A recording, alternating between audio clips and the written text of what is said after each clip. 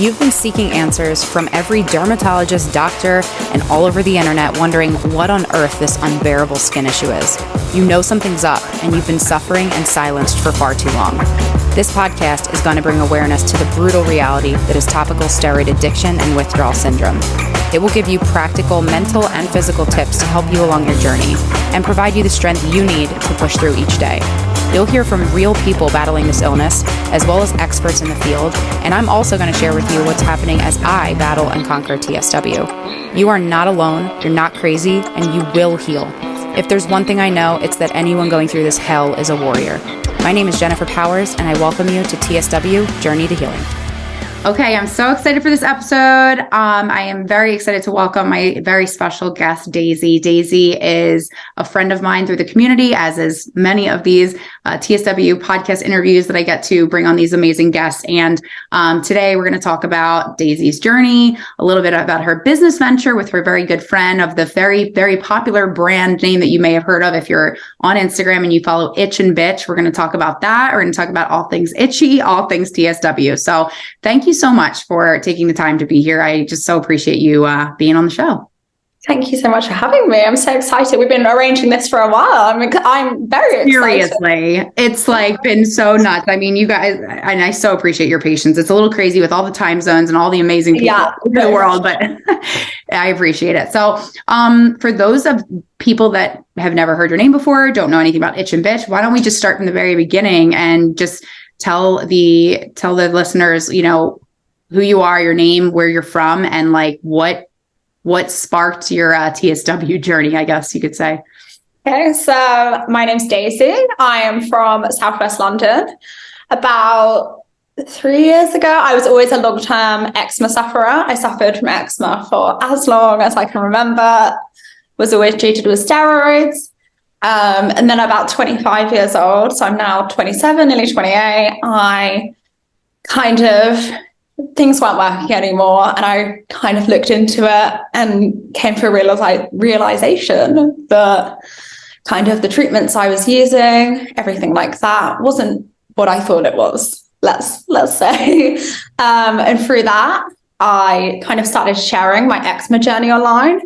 And then I realized I had TSW and was going through topical steroid withdrawal. I started sharing that online. I made friends with Katie, who I run Itch and Bitch with. And we decided we wanted to put a platform together that could support people online and start a podcast of our own, very similar to yours, to kind of help encourage healing and just hope that we could benefit other people online and give them any help they could get with their eczema or TSW journeys. I love that. How did you, similar to you, similar story, eczema background for as long as I can remember. What was it for you that made you realize, oh crap, this is actually topical steroid withdrawal. This isn't just eczema.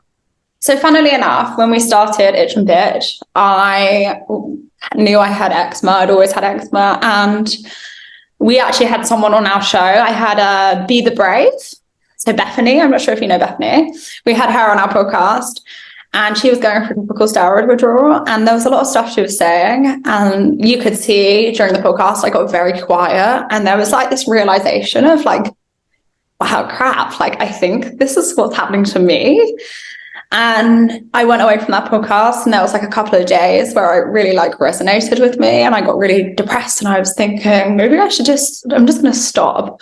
And if I'm honest, I got to the point where I was doing things like, the doctor told me, you could use a bit of Benefit on your face every so often. And like, it was bad. Like I was using it on my face a lot. And like, I was using it in places, like my groin, like areas that really shouldn't ever be used upon. And it was just a real awakening. And I thought, do I stop this? And my eczema, so at the time I was living in Scotland, up in Edinburgh. And Edinburgh is very famous for being very cold and damp. And I was living in an old church, and the building, it was a stunning building, absolutely amazing, but the building had a lot of damp and had a lot of problems. So that obviously comes with mold. So the mold really triggered my eczema, and the amount of steroids I was using and the dosing went up extreme. And that was when I really noticed, like, crap, like something's not right with my body. And I said, like, okay, I'm going to not use them for a week and I'm going to see what happens. And that basically started. And I've now just passed 2 years, no medication, no anything. Yeah. So it's very Congratulations. Exciting. That's no easy feat. And I know from just the images and the videos on social media that I followed you, I know it has been very, very difficult, as it is for all of us, but some have it worse than others. And you definitely, you had it. It's been bad, yeah. I would say, right? I mean, from what I've seen, but don't take that the wrong way. I know. No. I know we can speak. Honestly, don't worry. The good thing is about TSWs, I think, gives you thick skin, right? Oh, yeah. Hard in the pot. It's a funny pun on words, way to put it, but it's true. So you were just really talking about, so you and Katie became friends through the internet, right? From what I've heard. Funnily enough, we became friends online, and one day I saw her and she was walking down a road really close to my house, and I was like, that's really weird. And at the time I was living in Scotland studying up, so my university degree was done in Edinburgh. So I was studying up in Edinburgh and I was like, oh, wow, that's near my house in London. So I messaged her and she said, oh, I thought you were Scottish. And I said, no, I live around the corner from there. Wow. And we suddenly became really close very quickly, realized we had loads in common. She'd also studied in Scotland in Edinburgh. Wow. We had like loads of really similar, it was kind of like we were both in lifeguards. We both had very similar jobs and around the same areas, but we had always kind of missed each other. Wow. And it was like, honestly, felt like fate. Because like meant to be. She said, oh, I want to start a Facebook group. I said, a Facebook group? Facebook groups never very effective. Or they are, but they can be very ugly, right? And I said, like, I just want somewhere where we can kind of censor this and all the ugliness isn't there. And it's just somewhere to like help people, support people, and everyone to kind of like voice their opinion, but in like a safe space. Yes. And that was kind of the start of Bitch and Bitch. And we agreed on a name. We thought it was great. It is great. It's very catchy and your branding is beautiful. And you guys have come, I've been, following, I'm in now like, 16 months into this at the time of this recording. And I'm very happy to be doing, knock on wood, and doing much better than I would that it once was. But I've been following you guys for quite some time, and you put out very amazing content, very helpful resources. Like if anyone's listening to this and you have not followed their account on Instagram, definitely do it. It's itch_n_bitch, right? I think that's it. Yeah. Correct. Yeah. So it's great. And we'll put that in the show notes and make sure everyone can get connected to you both. But you both, it's really cool. It's so cool that in our struggles, like we meet possibly like people that become our best friends. So it sounds like, you guys had that story, and it also sounds like, so it started from what you just said, that it started as we have skin issues and you had eczema, but then you were podcasting and then you figured out, oh wait, this is TSW. And it's funny because me and Katie hadn't met when we started our podcast. We started talking. And, when something's just a solid friendship instantly. So she came up to visit a friend in Scotland. And at the time I was so unwell and I didn't know how to deal with it. And I felt like, I'm going to have to go home and live with my parents for a while. So I left my partner at the time and we ended up breaking up. And it was a very hard time for me. And she came up and she took me home with her and kind of like took me back to London with her and stayed with me on the journey. I was a red hot mess, and honestly, like a mess. And it was like the first day we had met, she traveled the whole journey from London with me. She held my hand, it was amazing. And it was like, just when someone's gold and you've hit, that's really awesome. Gold. Yeah, it was, honestly. That is really awesome. That's something that was something else that just popped into my head, because I know that you're at your partner now, your boyfriend now, his place. So relationships, my relationship ended it sounds like yours ended in the beginning of TSW. So, we stayed together for a bit. It was very difficult. It's a lot of pressure on him. Yeah. I felt that for him. And I honestly I understood, and it was really hard for me to come to terms with, because I knew I had to go home, and I thought maybe I'll come back. Yeah.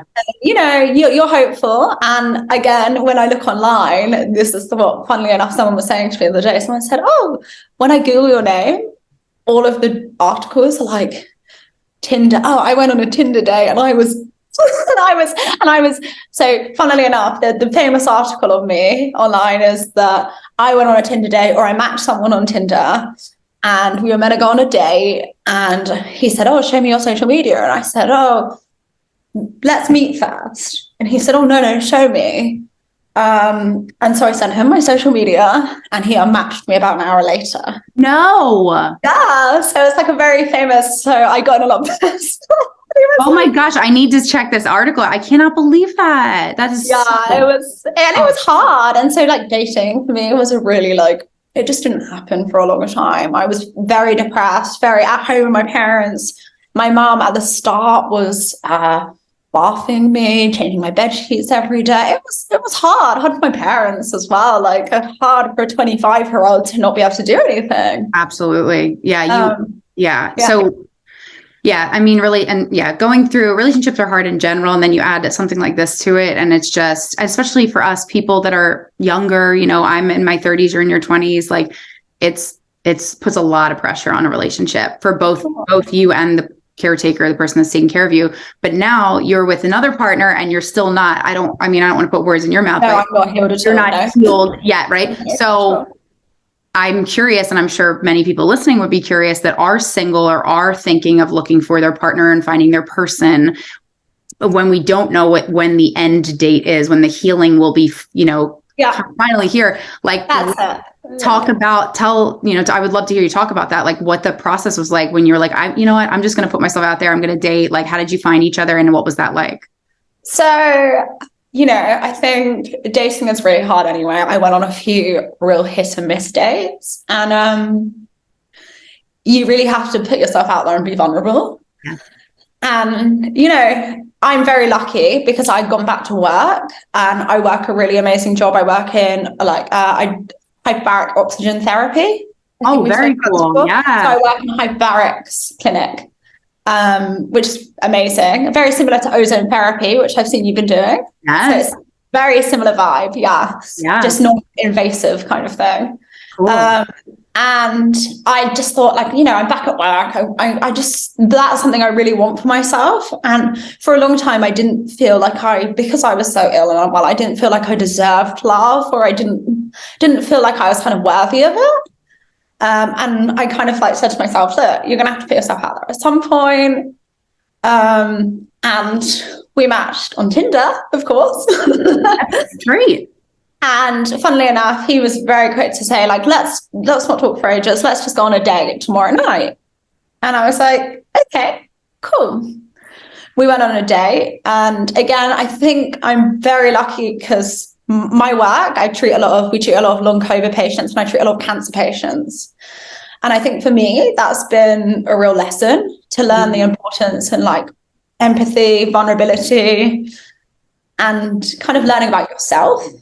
Funnily enough, I said to my boyfriend earlier, the funniest thing is when I got sick with TSW before, I was kind of like, I was quite a party girl. Cool. So like, I love to drink. I love to go out. I was always, you know, like a fun time girl, but I was quite probably like a bit of a fair weather friend, you know, to say it honestly. Yeah. And it put it very like, you have to sit with yourself in the most worst of your times. You've got no one else. You've got no job, nothing else. And it shines some real truths about yourself, right? So I think, yeah, we went on the date, and honestly, so the first day we had a great time. How were you feeling leading up to it? Were you in a flare? I was so nervous, honestly, like my heart was pounding. I got there, and I think was your skin flushing? Yes, flushing, yeah, massively, because I was nervous, but I knew that was going to be the case. And I didn't go into it too deeply, but I talked about my work and all the things it taught me. And I said, like, I've chosen to go on this journey. And he was very respectful of that. And then after our first day, I had a really bad flare. And I said to him, I can't see you because I'm sick. I'm not well. And he said, I don't mind if you're sick. It doesn't matter to me. These things don't matter to me. You've told me all these things. And I thought, oh my God, like this is quite a lot to put onto someone when you don't know. Like second date. Right. Yeah, right. Second date. And I was like, oh my God, like heart pounding. Like, is this something I want to do? I'm talking to my mom and I'm like, do I overshare? Do I not overshare? And I'm like a serial oversharer, as you'll see online. I am too. Now you get it. Can't help it. It's better out than in, right? I agree. So yeah, and he was very pushy about me seeing you, being honest and being myself. And he said, like I liked you so much because your vulnerability and who you are and how honest you are about it.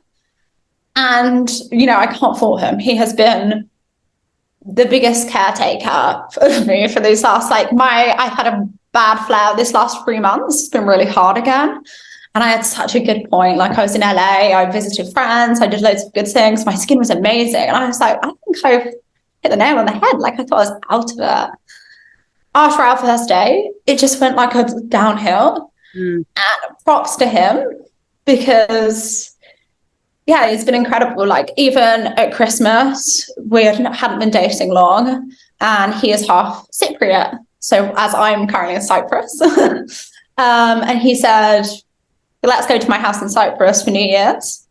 It's not hot there at the moment, but it's definitely hotter than London. It's about 18 degrees. I was like, 18 degrees, perfect. And spent New Year's here with him, just us. It was amazing. Came home and we've been pretty inseparable, and God bless him, honestly. He's incredible. He changes the bed sheets. He cooks most nights because things like this made me itchy. Allow washing. That brings so much hope for me, other people listening. I know it does because at the end of the day, we want to love, we want to be loved. We're creatures of community and connection. And it's really, this is such an isolating condition. And it's great if you have friends and family, but for those of you that really are craving like that partnership with that intimacy and it's hard because it feels like, well, if I don't know, I don't have a crystal ball and I can't see, maybe this isn't over in a month, maybe it's another couple years. I don't know. Like you should not, I think people can take away to be brave. Like your story is you were being brave, you were being vulnerable. And it's like, everybody is worthy of love. It doesn't matter that we don't love the way we look or the way we feel in the moment. Like that does not change who we are as people. And if anything, it changes you for like you said, it gives you that whole, wow, I have so much more empathy. And I think that's so much more depth. Yeah. And that's it, isn't it? Like when I started speaking to him, I was just shocked that I could be sick and be this vulnerable and be all of these things. And someone would be so willing to care for me and so willing to do all of these things. So how did you look on that second date? Were you really flared up? I was really bad. So I still have this where if I get really hot face, my body's not that bad, but so I lie on a pillow and I get like erosion kind of thing. And I get like patches of ooze. So I have a prominent one here that's very big in my chin, currently my nose. But through the day, it kind of gets better. But then at night, again, same problem. I lie on ice packs. I change them every 2 hours, or I sleep upright. And currently I'm getting sleep paralysis, which is... I just saw your story about that. Oh, no. So, yeah, it sucks. But, again, I'm so blessed and so lucky that and that was it, isn't it? Like, I remember being out with him and thinking, like I said to him, I just never thought I would be like worthy of having someone who, especially being unwell and being sick, someone who has just like taken this leap from me not knowing. And yeah, it's like, it's amazing. And all the time he's like, you don't have to put makeup on, you look beautiful, you're so, I love you how you are now. And he always says like, I'm so excited for when he said, I don't want you to ever feel like you need to get better or you're in a rush to get better because I'm here for it all.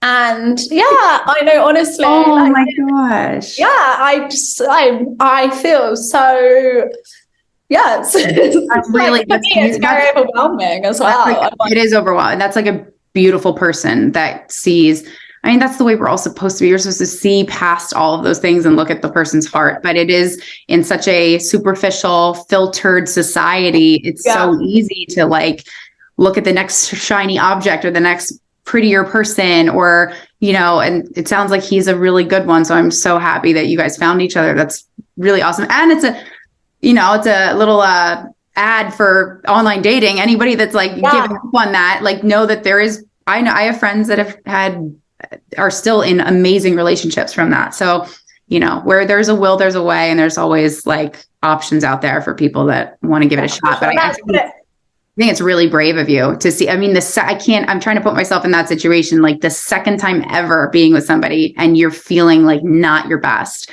That's hard to do. So you are bravo. Like that is tough. Thank you. No, I do think I'm very, very lucky and very happy. And that's it, isn't it? And I think that's what's made, since we've been together, we are so connected and our relationship is so good because of that. And everything he does and I do, it feels like there's things like intention behind it. There's so much thought. There's so much consideration, all these feelings. And it's like, yeah, it's funny because I've never had a relationship like this relationship. Mm. And I find that a lot of my relationships maybe, again, were like fair weather kind of, you know, like I said, I was a very party girl. I loved a good time. And it shows that like, yeah, there are people that stick with you through thick and thin. And although when you search me, it's all bad Tinder stories. I have to check that out. No, I can't believe that. Oh my gosh. So you said would you say it's been about 2 years or over? Yeah, so it's just over 2 years. So I think it's about 2 years, 2.5 months, something like that. That's a long time. What would you say was the worst, what has been like the worst points of that 2 year period? And what have you noticed? Because I'm sure it's not as bad as maybe it once was. Like, when did you start to notice like a shift that things were slowly kind of improving in little ways? The worst, I guess, there's been like different points. So the start was obviously horrendous. Like the constant heat and inflammation was horrendous. But now it's funny because I find that when I get flared out, I get a lot more upset by it. Mm-hmm. Because I could kind of closed myself off at the start. So I was kind of like a deer in headlights, like straight and narrow to the finish line. This is it. Just turn your emotions off.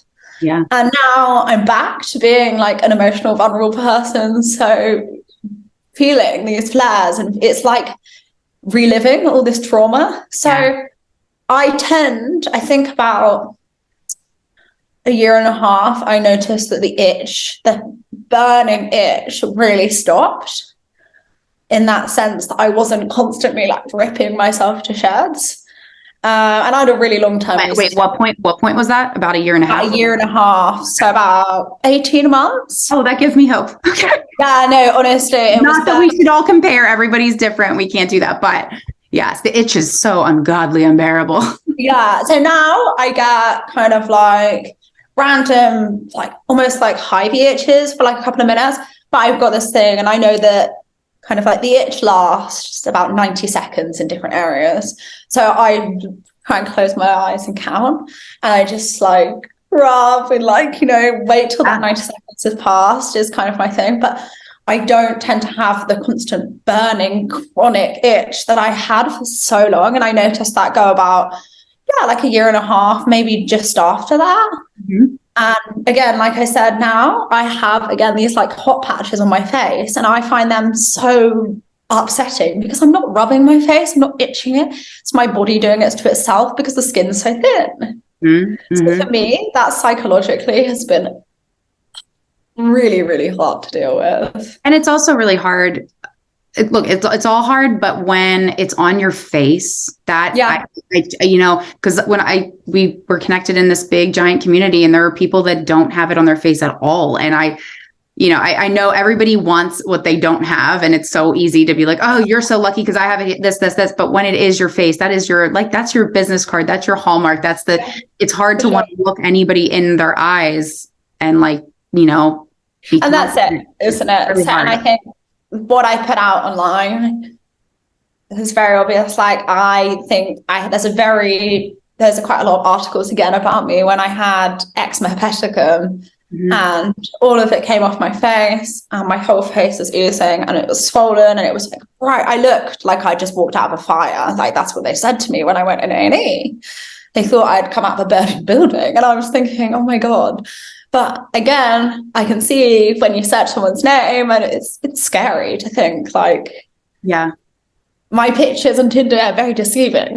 I'll be honest. No, I know. I remember feeling like a fraud myself on the dating app. Oh yeah. I was like, oh God, this is like, what people like putting a picture that was 10 years ago of you that you look amazing. Like, it felt like, even though it was imposter syndrome. Right. Even though it was just a year ago, I don't look like that in the mirror when I see myself. So yeah, I get it. I get that. It is imposter syndrome, but it's one of those things, isn't it? Everyone is their worst critic. Oh yes, of course.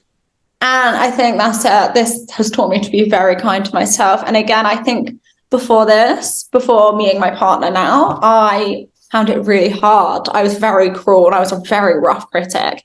And he's kind of taught me, to treat myself with kindness and understand that, Definitely.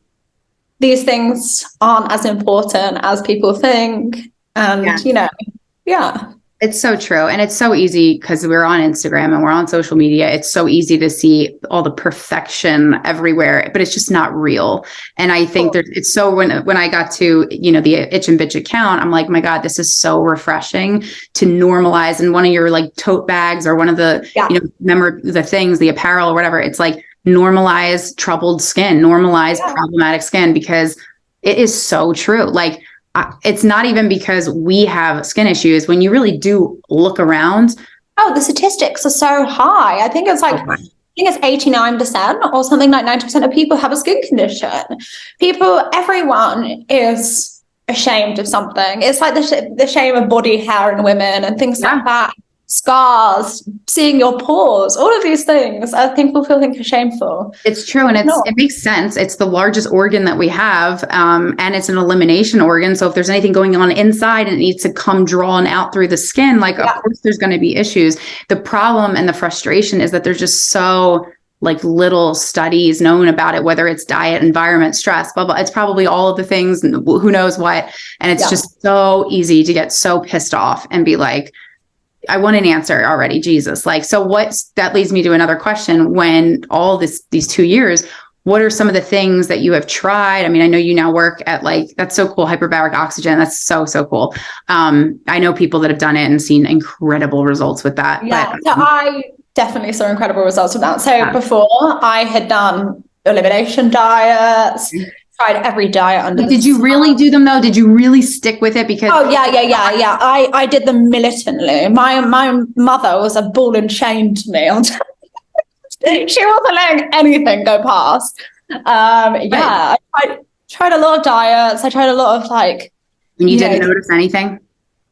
No, not for me. Like, I notice a lot when I have a lot of sugar. Now it makes me itchy. Okay. But again, I don't have the undying God itch where I had at the start. So at the start, I didn't notice that with sugar and things. Okay. And I felt like if I was miserable and stuff, if I wanted a bit of chocolate, I felt like, let me I'm going through enough. Let me have some chocolate. Yeah, for sure. So that's it, right? Well, and I think sometimes the stress of like, then it's like that makes it even worse. And so then you might think, oh, well, it's so hard. It's so hard to tell. And to do an elimination diet the right way, that's not just like a week or 2 weeks. You got to do it a long enough period of time to really figure it out. Right. And I know it works for some people. And I have no doubt there's the gut skin connection and gut. I mean, I have no doubt, but similar to you, I had a similar experience. Like, I didn't notice, felt good because, you're eating better. Yeah.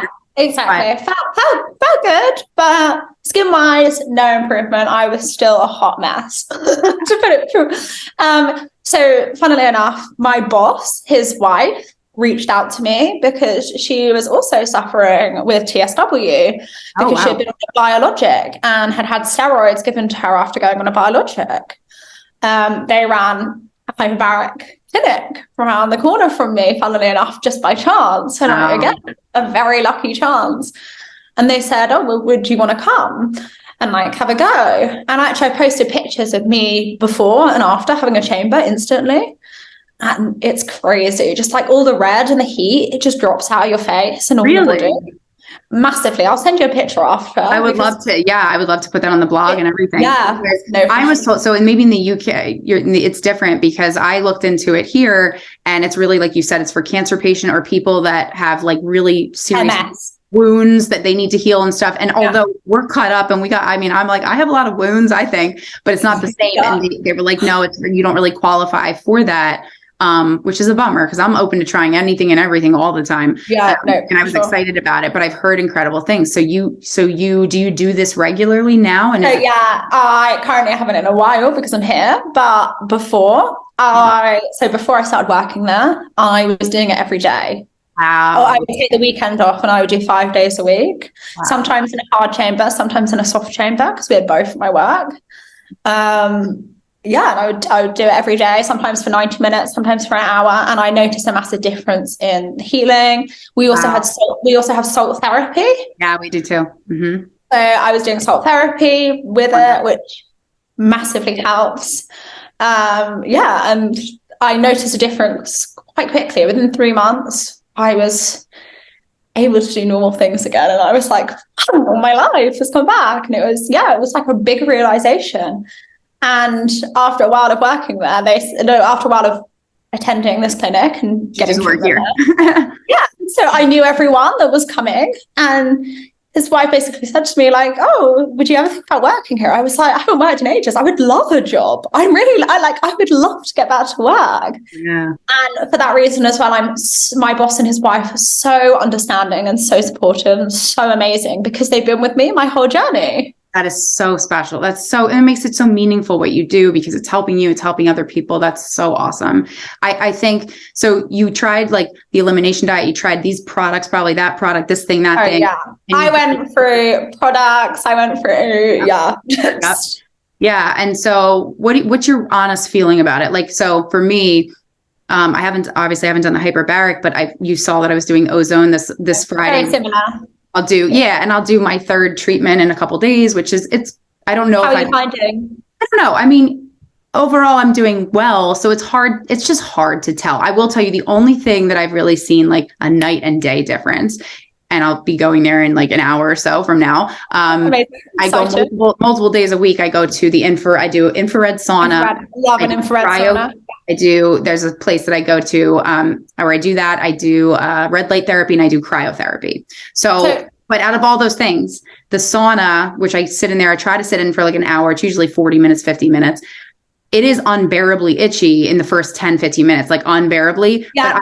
But I deal with it. And then afterwards, I mean, it's night and day. I go in looking like this. I come out looking clear, glowing skin, beautiful. Like it's the sweat is like healing, eliminating all the toxins. So for me, that's the thing that I see the biggest difference. So I did cryo like yourself. I didn't find cryo very beneficial. I didn't either. I mean, it feels nice when you're in there and you're cool. I mean, it's freezing. Yeah. Oh my God. It feels nice to turn your cool your core because you're like radiating heat, right? Yes. Amazing. That feeling was good, but it didn't do as much for me as I'd wanted. I also did infrared saunas. I loved an infrared sauna. I thought infrared saunas were incredible. Me too. Again, like you said, we also have so we've just opened a new clinic and we have infrared saunas. We've also got red light therapy beds. So all of these things, it's like a TSW dream. Yeah, right. But you know, it's funny, if in our TSW world, if we could do all the things every day, you know how many hours that would take, how much time, that's the hard part is like choosing, weighing up, right? And I believe in all these things. I believe there's benefits to like all of them. It's one of those things, isn't it? So funnily enough, I was speaking to my boyfriend earlier today and we were saying that, so I noticed the sweat thing, the big thing was sweating. So even like I used to like have one of those mini trampolines, jump up and down on it, do things like that, because this is the thing. When I sweat, it's like lymphatics, especially. Yes. Lymphatics is like water. So when it's stagnant, it sits. Mm-hmm. And it sits in your body and it like toxifies. That's how I think of it. Mm-hmm. So when you're moving, your body is moving, it flows. Yeah. When it flows, it's not toxifying your body. and Very it's good point. detoxifying. So and that's why I think just like, I mean, look, we should be moving more anyway, whether you sit at a desk job or what, if you don't move that much during the day, like movement. And I know it's hard because some people say, oh, like, even though it's itchy, go to the gym, sweat, workout, exercise. But it's hard. At the start, I was bedridden. There was no way I was gonna, and like, yeah, like, I couldn't see myself doing. Yeah, you can only do what you can do, but like if you're able to push a little bit and try a little harder, or like things like this, yeah, anything. I totally agree with that. Anytime I'm feeling like, even if my energy is low with my businesses and stuff, I'm just like, okay, I gotta like 5 minutes, gotta go walk or do a jumping jack or do something, right? Like do something. Yeah, for sure. But it is the sweat. The sweat is, there's a miracle in sweating. I am telling you, it's hard though. I mean, I'm going to go there today and I sit in there. I'm like, all right, here we go. And it's like 10 minutes of like hell. And I'm like, ugh. But even though I'm probably opening things up, by the time I'm out, it's like, I go in with all these open cuts, like my arms right now, you can't really tell, but they're driving me nuts. Like they're really, and it's weird. There's different like phases and cycles of the kind of, sometimes there's bumps. Sometimes it's like almost cystic acne looking. Yeah. It's so weird. It's so crazy, but it's also an amazing thing to me to pay attention. Like, what is my body doing right now? It's wild what it's doing. It's like trying to heal itself. It's doing and how it's detoxing. Yeah. Because that's what your body's doing. I go in, cut up, and I come out and I'm like, oh my God, I'm beautiful. Look at me. This is amazing. Yeah. So there's something, this is the thing. Like, I speak to people a lot and they ask me like what I've done and things like that and how I got here. And I'm like, I would never tell anyone not to try whatever they thought was great for them. I would never not recommend, like, if you think that something like methotrexate and these things, cyclosporin, is going to help you and get you to where you want to be, go for it. 100%. I support. Just do your research and make your own. That's it. I support educated decisions. That's it, really. Me like, too. That's all. Yeah, for sure. And I think this is something as well. I'm very lucky because if I heard my boss's wife, when she messaged me to come, she said, come have a few free treatments and see how you like it. And they said, wow, this is really working for you. I have never paid for a treatment at my work. That's a big deal because these things and that's what I think. So when I say to people like, oh, it's a really great thing, but it's really expensive. And I really need to acknowledge that. And I would have never been able to afford paying to go and have the amount of treatments that I was having, what's got me where I am. And that's I really it. Yeah. Yeah. And I appreciate that from them so much, but I know that they can't do this for everybody. And I know, luckily enough, I work for them now, so I pay back the others, which is great. But, I'm more than happy because it's got me where I am. It's got me to a place where I can work, and I love my job. Like, that's so great. That's so important to love what we do, and even just to get out of our, like, when you sit at home and again, if you're bedridden, that's one thing. But if you're at home and you're just obsessing over what's happening, it's going to slow the process down of healing. It just has to, because what you think about is the reality, what you're putting in your mind all the time. Like, if it's not filled with positive, uplifting, I am healing, I'm doing well, I'm happy, I'm doing things like other things in my life, not just obsessing over this, it's just going to help you. So I want to ask you though, before I forget, the first thing you said was, 2 years, 2 months, something drug-free 100%. But I also know that you were bedridden and it was so hard for you. And yes, you were able to now try, the elimination diet and this thing and that thing. Why? I know people are wondering this. If it was so bad, which it was, and it is, why did you make the decision, or how did you make the decision not to do a drug or a medication or anything like that? Okay. So for me, what was really important is a lot of these drugs are great and they really do help the symptoms, things like that. But for me, like I said, I was 25 at the time, and I knew that at some point in the next few years, I was going to want to have children. I knew I didn't have a partner at that time anymore. I got rid of that, but I knew that I had hoped that I would meet someone and we would want to have kids. And I thought, what's the point in going on something? And then what if I have a rebound of something else? Mm-hmm. And I thought to myself, if I put in the hard work now, so smart and so strong. It's not easy when you're like desperate and miserable and like, give me something to help me. But I'm the same as you. I decided I really believed personally, like the drugs did this to me. I don't want to fix this problem with more drugs. I just didn't. And that's just me. So no judgment. Anyone listening to this, it's like, hey, I tried Dupixent. I tried this. I tried that. Whatever. That's fine. And I get it. You know, funnily enough, recently I was like at such a low where I thought like, maybe my life would have been better if I had just done this. And I like have to say to myself, like, stop, think about the bigger picture, remind yourself why you were so desperate to have kids naturally, just think about this and not have to go through these things. When you were having children, you were wanting to raise them and do all of these things. I just thought, again, like I was a farewell friend, we'll say a farewell person in life. I was a quitter. I'll just put it honestly. Yeah. I quit a lot of things I did. Like I would have a lot of hobbies. I quit them, education, quit them, dropped out of a lot of courses, things like that. I've done a lot of stuff like that. And I think my parents thought, you're going to do this. And I was like, no, I'm going to do this. And this is one of the only things in my life that I have stuck at. And I've been like firm on it. And I think everyone's like, wow, like I'm very shocked. But yeah, because it's one thing to like quit on a class that you don't want to take. It's another thing when you're literally in misery and you're in pain and anguish. That would be the most understandable for anybody to say, I need help. I can't do this on my own. I need some assistance here. So it's interesting. And we're very similar in a lot of those ways, actually. But I was surprised too, like, because I wouldn't say that I naturally have super strong willpower or discipline.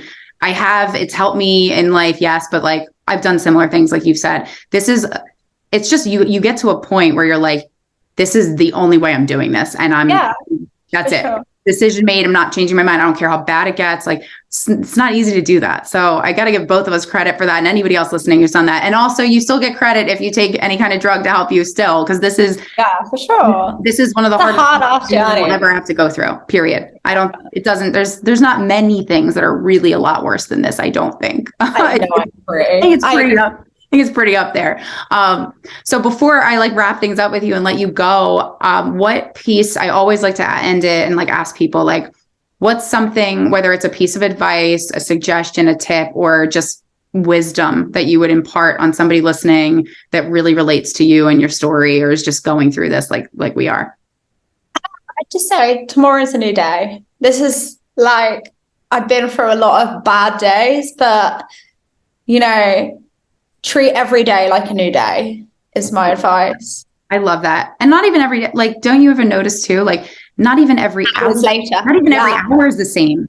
So sometimes when I'm sitting on the couch sometimes and I'm like, oh my God, I just watched an hour-long show and I didn't feel any symptom. Like I didn't itch. I didn't do anything. I'm like, wow, what a gift.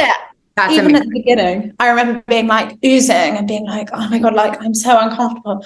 And if you can just get your mind out of your head and kind of, it sounds crazy, but like separate it. Yeah. Again, you'll see, if you could see yourself from outside your body, you'd feel so differently.